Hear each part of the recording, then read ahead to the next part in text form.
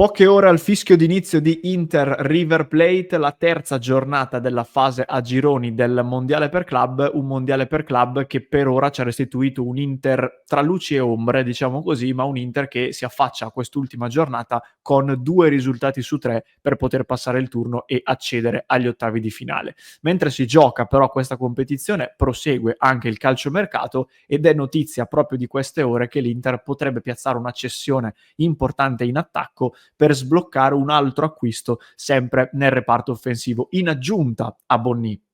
Bonnì che è il giocatore che l'Inter ormai sta trattando da diverso tempo, sta diventando anche un po' un meme il fatto che la trattativa per Bonnì sia ai dettagli ormai da giorni, Bonnì si avvicina e poi la chiusura ancora non c'è, però diciamo che c'è ottimismo da questo punto di vista, a Bonnì però potrebbe aggiungersi un altro giocatore. Ne parliamo all'interno di questo contenuto nel quale vi do il ben ritrovati amiche e amici passione interisti e come sempre vi invito a cliccare sul tasto mi piace qui sotto e ad iscrivervi al canale così non vi perdete tutti i prossimi contenuti e anche le dirette partite perché si gioca il mondiale e noi ovviamente lo seguiamo live. Dicevo, parto dal mercato, poi in chiusura facciamo anche un punto in vista della partita di domani notte. Il giocatore che potrebbe lasciare l'Inter in queste ore e sbloccare un nuovo colpo in attacco è Mehdi Taremi. Un Mehdi Taremi che purtroppo sappiamo che in questo momento sta vivendo una situazione extracampo non facile, si trova ancora in Iran, lui avrebbe dovuto giocare il mondiale per club con l'Inter, però a causa dei bombardamenti che hanno colpito il suo paese è da giorni bloccato in Iran. In queste ore però la Gazzetta dello Sport ha fatto sapere che muovendosi in macchina per oltre 1000 chilometri, Taremi ha lasciato la capitale del paese, Teheran, e ha raggiunto la famiglia nella sua città natale di Bushehr, spero si pronunci così, e l'Inter poi ha fatto sapere che il giocatore comunque è al sicuro, è in contatto costante con la società e anche con i suoi compagni di squadra. Quindi il momento non è facile, immagino che Taremi in questi giorni abbia altro per la testa a cui pensare e da parte nostra gli facciamo naturalmente un augurio che questa situazione possa risolversi per il meglio e non solo per lui chiaramente ma per tutti gli attori coinvolti in questo dramma che va al di là del calcio ovviamente. E venendo però appunto al mercato, dicevo, l'agente di Taremi in questi giorni sta sondando il mercato per capire se ci sia la possibilità di trasferirlo e di un trasferimento appunto oltre l'Inter. Si era parlato inizialmente della Turchia con il Besiktas e il Fenerbahce che hanno fatto dei primi sondaggi esplorativi. In queste ore si sono aggiunte altre 2 squadre inglesi però, il Nottingham Forest e il Fulham in Premier League. Qualcuno ho letto che ha parlato già anche di cifre, si parla di un'offerta che il Fulham sarebbe pronto a fare da circa 5 milioni di euro per un Taremi che all'Inter in questo momento come costo rosa pesa circa 6 milioni di euro, frutto soprattutto dell'ingaggio lordo del giocatore che vi ricorderete è arrivato a parametro zero, ingaggio lordo di circa 5 milioni e mezzo di euro più o meno, e quindi un'operazione che potrebbe portare l'Inter a liberarsi di Taremi, cederlo, poi vedremo se attraverso una cessione a titolo definitivo o un prestito o addirittura un accordo con il nuovo club che prevederebbe una rescissione, è già successo anche in passato con altri giocatori che l'Inter voleva cercare di cedere. In ogni caso l'idea e il piano che l'Inter sta tenendo lì nel cassetto da ormai diverso tempo è quello di provare a cedere Taremi, a piazzarlo da qualche parte e aggiungere un altro giocatore a Bonnì in attacco. Non è un mistero, ve lo stiamo raccontando ormai da diverso tempo, che il preferito o comunque uno dei profili che piacciono di più al direttore sportivo dell'Inter Piero Ausilio sia Rasmus Højlund, attaccante ex Atalanta, ora al Manchester United, e non è un mistero anche che qualche approccio ci sia già stato tra le parti. Lo United sarebbe aperto anche ad una cessione, preferirebbe però una cessione a titolo definitivo o quantomeno con un prestito con obbligo di riscatto.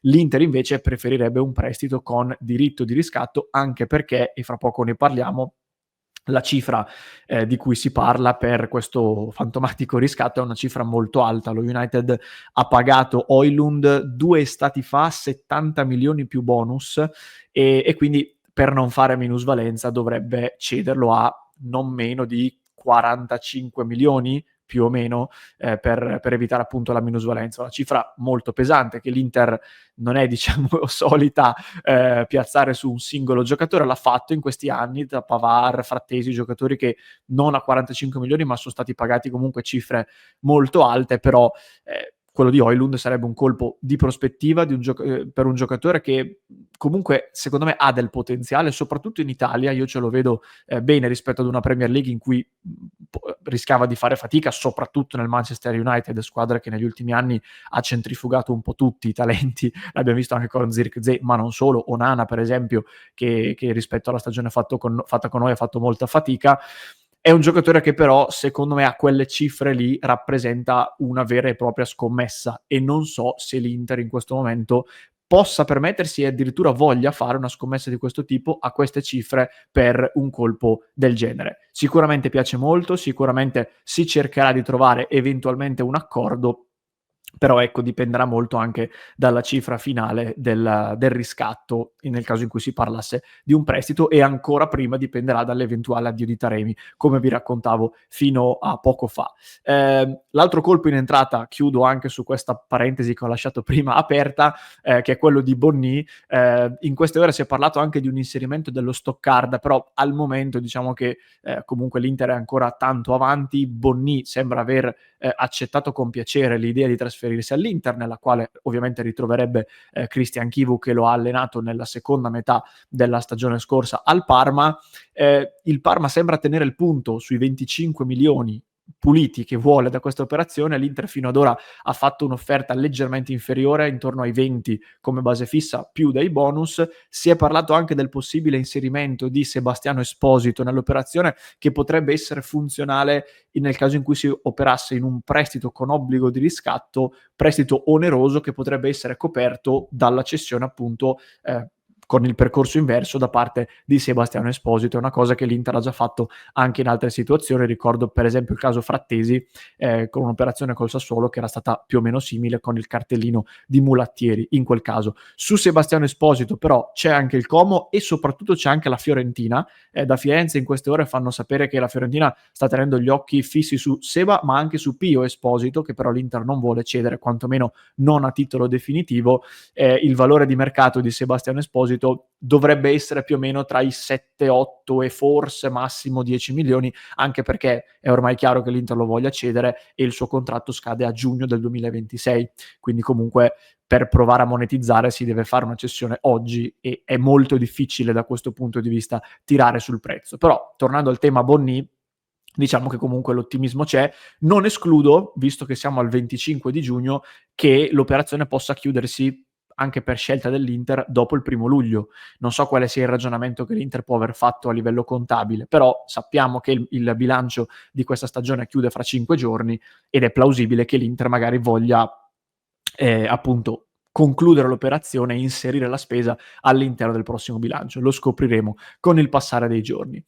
Questo era l'aggiornamento sul tema mercato in attacco. Fatemi sapere poi nei commenti se vi piace Bonny, ma soprattutto se sareste contenti dell'arrivo di Højlund. Prima di chiudere, una parentesi rapida su Inter River Plate, perché appunto si gioca tra poco, si gioca alle ore 3 di notte italiane, quindi saremo già in realtà nella giornata di giovedì 26, saranno le 18 a Seattle. Noi di Passione Inter saremo live, come fatto per Inter Monterrey, che si era giocata anche in quel caso alle 3 di notte, alle 2:30, fischio d'inizio della nostra diretta per seguire insieme Inter River Plate. Una partita che non sarà facile, come non lo sono state le prime due, e come tutto il mondiale per club ci sta dimostrando che, a parte qualche caso, tutte le partite sono abbastanza combattute, anche contro squadre che sulla carta possono sembrare inferiori. Ripeto, al netto del 6-0 del City recente, al netto del 10-0 del Bayern contro l'Auckland City, però molte altre partite che sembravano scontate, una su tutte Paris Saint-Germain-Botafogo, in realtà possono regalare delle sorprese. E anche la partita più affascinante di tutte, se vogliamo, perché River Plate, squadra storica del calcio sudamericano, squadra che ha diversi giocatori passati anche per l'Europa. C'è Colidio che addirittura è passato dall'Inter, ve lo ricorderete, però oltre a Mastantuono, che è il diamante della squadra già acquistato dal Real Madrid, Ci sono anche altri giocatori, Martinez Quarta, ex Fiorentina, Pezzella e Acugna, ex Siviglia, Craneviter, anche un giocatore che è passato dall'Europa, Franco Armani, famoso portiere appunto del storico del River Plate. L'Inter è superiore naturalmente dal punto di vista dei valori, però complice il fatto che siamo in un momento non facile dal punto di vista psicofisico e complice il fatto che il River Plate se la sta giocando, se la sta battendo come tutte le squadre appunto sudamericane e non solo, la partita è comunque in bilico. A livello di probabili formazioni l'Inter dovrebbe riproporre un 3-5-2.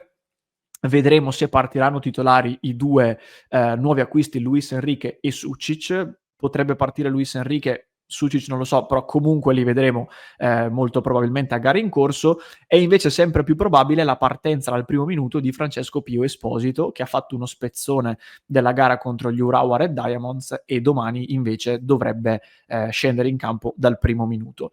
Il River Plate ha diversi indisponibili, ha intanto degli squalificati, Castagno, Galoppo e Perez, che sono appunto non saranno della partita, e anche alcuni indisponibili, tra cui il principale Driussi, l'attaccante che si è fatto male proprio nella scorsa gara giocata. Occhio anche alle diffide, l'Inter si porta dietro la diffida di Aslani, di Barella e di Lautaro, che quindi dovranno fare particolare attenzione. Vi dicevo, l'Inter come passa il turno, come si qualifica agli ottavi di finale. Allora, in generale l'Inter è in una situazione favorevole, perché sia in caso di vittoria che in caso di pareggio si qualificherebbe agli ottavi. Lo farebbe anche in caso di sconfitta, ma in quel caso solo se contemporaneamente il Monterrey non battesse gli Urawa Red Diamonds. Vincendo contro River Plate naturalmente passeremmo come primi nel girone.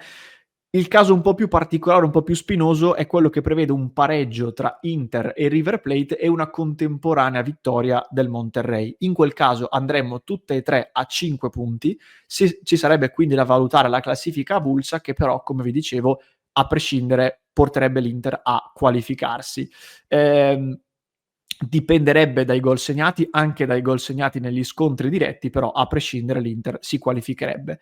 Come farebbe invece l'Inter a qualificarsi per arrivare prima nel girone? Allora, in questo caso, battendo il River Plate, naturalmente passeremmo da primi. Se l'Inter e il River Plate pareggiano e il Monterrey non vince, quindi arrivano solo Inter e River a pari punti tra le prime due, passerebbe il River come prima per una migliore differenza reti generale nel girone.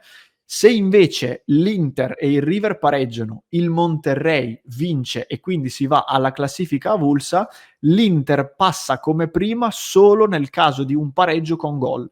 Quindi se finisce 0-0 tra Inter e River Plate e il Monterrey vince, non passiamo come primi. Se finisce da 1-1 in su, l'Inter passa prima nel girone. Questo è l'incastro che ci regalerebbe eventualmente il primo posto, un primo posto che potrebbe essere determinante, dipenderà chiaramente anche da come andranno tutte le altre partite. Il nostro incrocio sarà con il girone F, che è quello del Borussia Dortmund e della Fluminense, e anche dei Mamelodi Sundowns, che anche un po' per il nome erano stati tempo fa presi un po' sul ridere, ecco, da tutti, ma in realtà sono ancora lì, sono ancora in gioco, quindi potremmo incontrare anche loro, dipende da come andranno le partite del girone F, lo vedremo e lo commenteremo in diretta. Ultimissima chicca, l'arbitro di Inter River Plate sarà l'arbitro uzbeko Tantashev, Ilgiz Tantashev, un arbitro che in Argentina facevano notare non essere forse particolarmente simpatico appunto agli argentini, perché durante le Olimpiadi di Parigi 2024, l'estate scorsa, c'era stata una partita tra Francia e Argentina ai quarti di finale con Tantashev come arbitro, partita che era finita con una rissa folle e che aveva visto il passaggio del turno della Francia, ma con grandi polemiche.